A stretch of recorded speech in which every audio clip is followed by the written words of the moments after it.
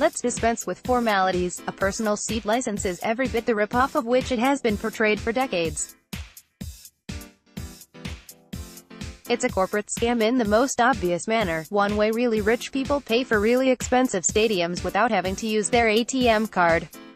But a funny thing gets missed on the way to condemning yet another NFL franchise for making hundreds of millions of dollars through the practice that allows someone the right to purchase season tickets for a certain seat. It's damn good business. Ridiculous in nature and intent, but good business. The sticker shock you knew would be attached to seats in the soon-to-be 65,000-seat Palace of the Raiders, set to open in 2020, is now front and center for you to see and bemoan, with PSLs going on sale Tuesday in reserved seating areas. Those range from $3,900 to $15,000 per seat. Earlier, it was reported that PSLs for club and other premium seats were from $20,000 to $75,000 each. Yeah? That's what you pay so you can then buy the actual season ticket. Welcome to the NFL, Las Vegas, for good or bad, right or wrong, fair or unjust.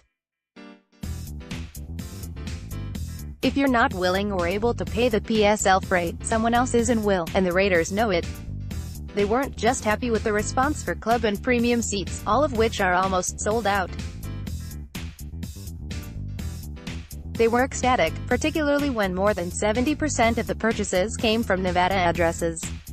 I would assume an even higher rate of those within the state will buy the lower-priced reserved seats, because there is an obvious hunger for the NFL here.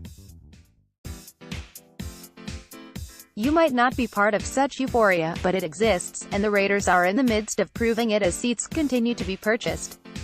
Look, the market will bear what it bears, and given the Raiders believe they can generate $500 million in revenue through PSLs, the math tells us Nevada will have played a much larger financial part in constructing this stadium than originally reported. Sure, it's all semantics, but when you consider the Raiders are on the hook for $1.1 billion of the $1.8 billion stadium price tag, and such a large chunk of the team's bill will come from PSLs, the idea that we as a state will be responsible for less than 50% of the cost is laughable.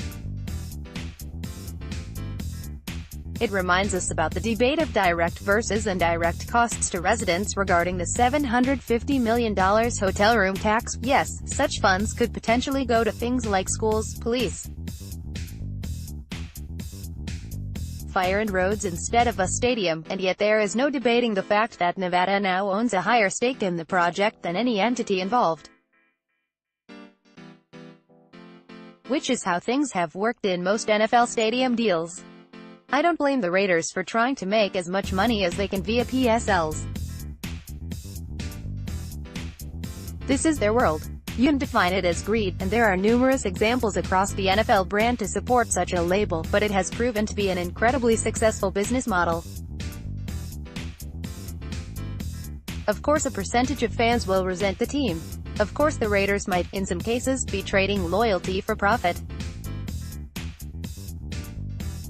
Of course the time of a PSL being a great investment because you could sell it on the secondary market has changed as teams substantially increase the initial price, costing some fans thousands of dollars on average the past several years. None of this is pretty. Not when you're talking about shelling out such large amounts of cash to make an already profitable industry even richer with no equivalent return. But it's reality. It's how things work, and the Raiders have every right to take advantage. So now you know, the sticker shock is here. I get most folks desire equity and say, they're home, and not a nosebleed view of an NFL game.